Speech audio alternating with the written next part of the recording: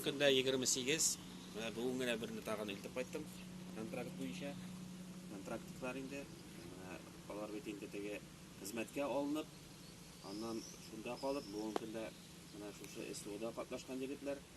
Бу инде теге ниләр безнең алдан киткән менә шура башта 2 җегет, менәдән 3 җегет, менә шулар белән бүгін көндә 28 менә авыл җирлеге белән.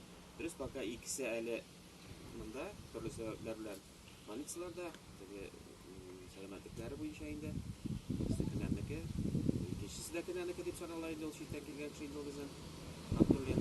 Менә бүгін көндә шушындый политика, бу инде бүгенге искә алу Украина гына түгел, ул бездә инде Украина аларны искә алырга мәҗбүр итә шулай бит.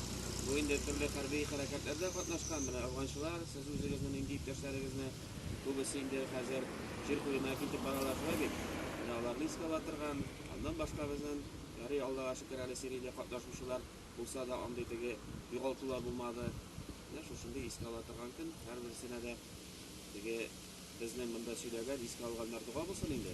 Шулай бит. Исәннәргә bundan sonra inде андый кайгы күреп язмасын дип телибез инде.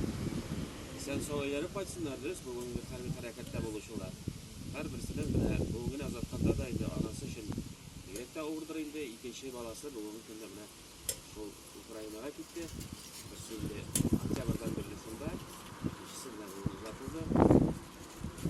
Исән-сау кайтсыннар, җиңү белән кайтсыннар да, исерәк кайтсыннар.